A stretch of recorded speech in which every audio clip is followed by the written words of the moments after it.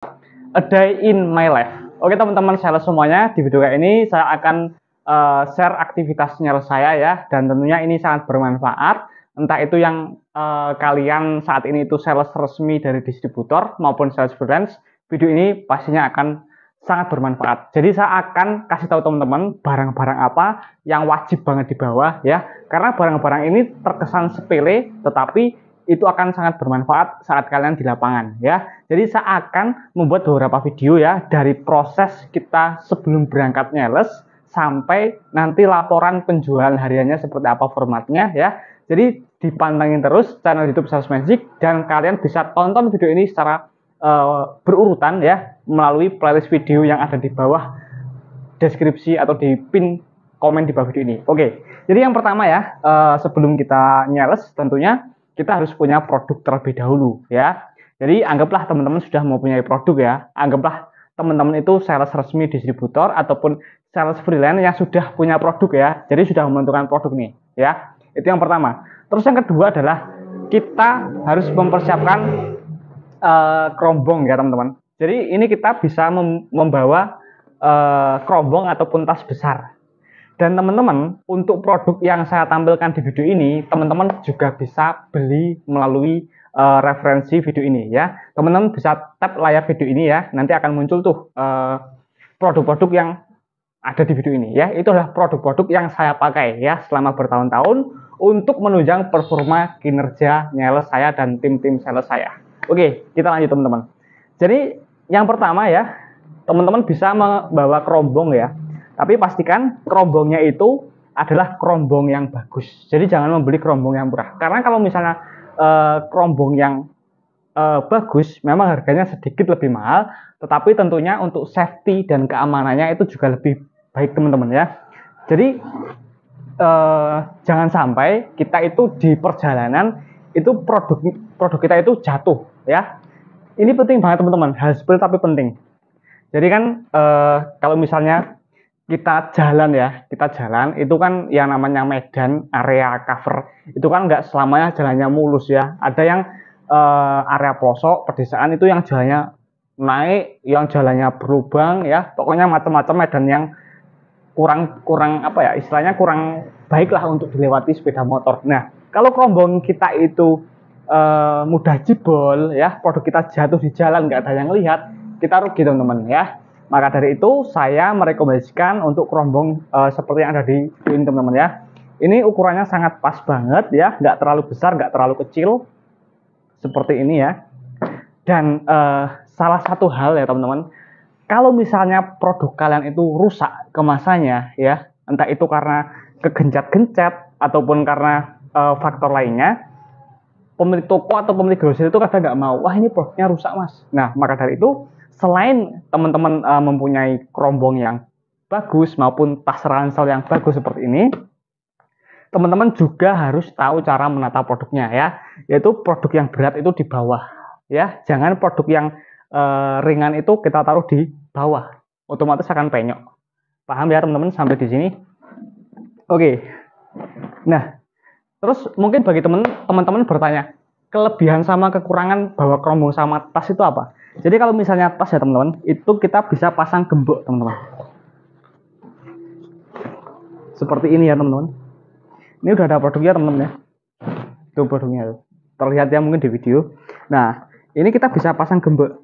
Jadi kalau misalnya kalau misalnya untuk membuka area baru, saya biasanya itu nggak membawa produk banyak teman-teman ya. Saya menggunakan tas.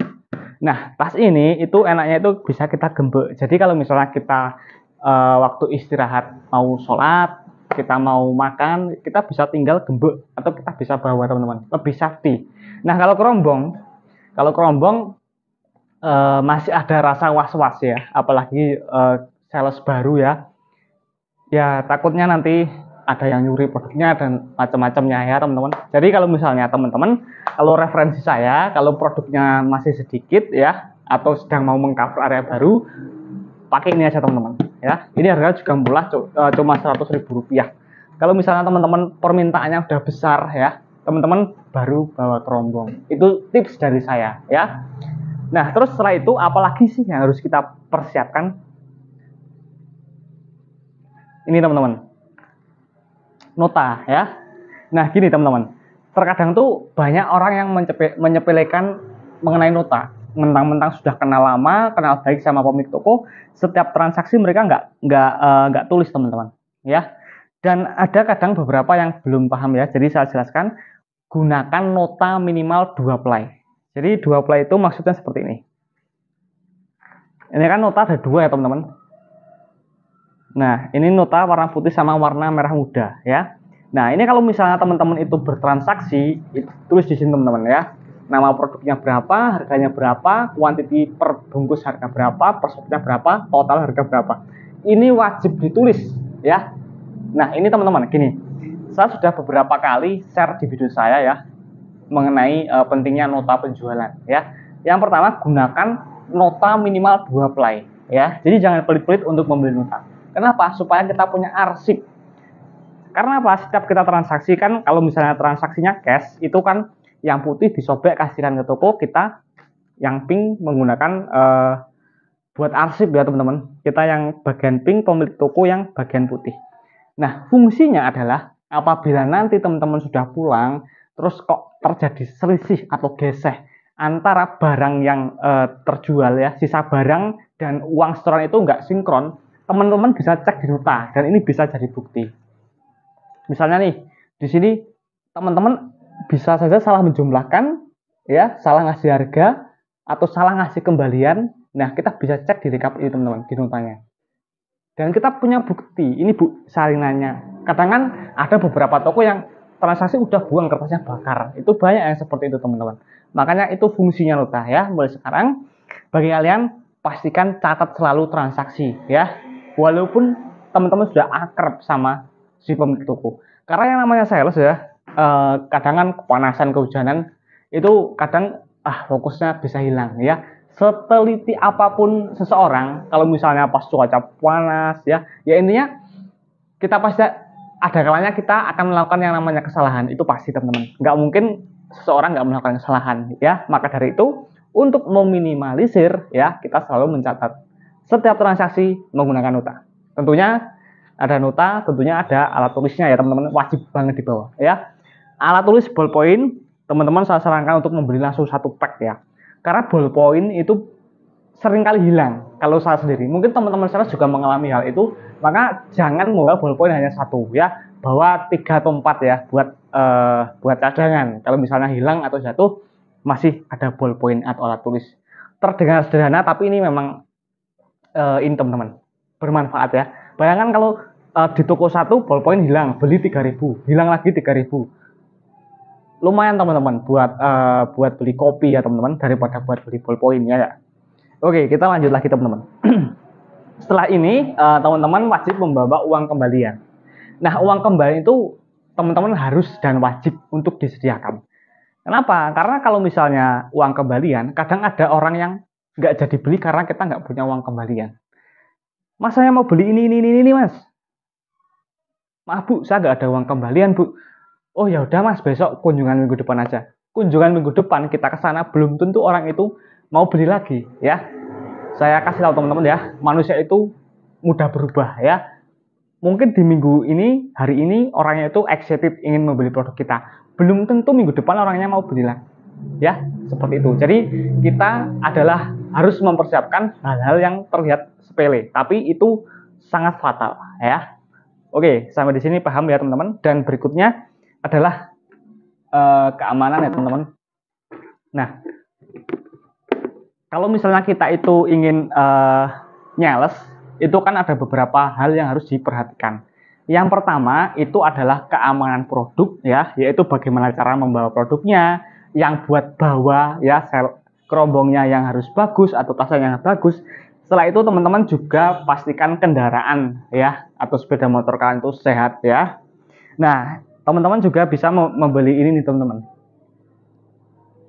Ini adalah parfum helm ya, sama pembersih helm, cleaning helm. Jadi ini untuk ini teman-teman, untuk membersihkan ini dan supaya nggak bau ya. Karena kalau misalnya teman-teman di lapangan ya, itu kan buka tutup helm ya, itu rambut itu bau teman-teman. Nah, takutnya kalau misalnya bau itu membuat pemilik toko nggak nyaman. Harusnya mereka beli karena nggak nyaman karena sama bau kalian, akhirnya mereka nggak jadi beli. Nah, ini cuma Rp10.000 teman-teman. Saya selalu sediakan ini untuk tim sales saya juga, ya. Produknya bisa dibeli ya, kalian bisa tap video ini nanti muncul link pembeliannya. Oke, itu hal sederhana ya teman-teman. Dan kalian juga harus selalu bawa tisu basah, tisu kering itu harus disediakan ya. Sapu tangan ya. Jadi kan kalau misalnya kita itu datang ke toko, kadang kan berkeringat. Nah, kita bisa bersihkan keringat dulu. Jangan kita kondisi perjalanan jauh, muka kucel dan pokoknya lagi kusut lah. Terus kita tetap memaksakan datang ke toko, itu pasti akan ditolak ya. Kemungkinan besar ditolak. Pemilik toko nggak peduli kamu itu udah datang ke berapa toko. Yang mereka pedulikan saat kalian datang ke toko mereka, kalian harus dalam kondisi fresh ya, kondisi wangi. Dan yang terakhir teman-teman ya, yang terakhir adalah parfum. Nah, kenapa saya menggunakan parfum ini? Karena ini parfumnya murah. Yang kedua, wanginya khas banget teman-teman ya. Jadi ini ada dari Romano ya teman-teman. Ini harganya juga cuma Rp10.000. Pokoknya murah-murah tapi nggak murahan. Dan ini bisa dibawa kemana-mana. Jadi nggak pakai botol yang gede-gede itu. Kita bisa saku ya. Jadi nanti setiap kali kita udah jalan-jalan, udah capek. Kalau misalnya kok ngerasa wah ini kok bau keringat, tinggal disemprot ya. Dan produk-produk lainnya teman-teman bisa cek di koleksi di YouTube saya. Itu di situ adalah produk-produk yang saya pakai ya selama bertahun-tahun ya untuk menunjang performa kinerja sales saya dan tim saya ya. Oke, itu a day in my life part 1 ya. Kita sudah persiapkan semua barangnya. Ibarat orang bertempur, kita sudah prepare dulu. Setelah itu apa yang kita lakukan setelah kita semuanya prepare? Kita berangkat ya. Nah, setelah berangkat kita harus ngapain? Kita lanjut di a day in my life challenge part 2. Silakan untuk di subscribe dan aktifkan lonceng notifikasi apabila teman-teman ingin menonton video-video saya lain. Terima kasih.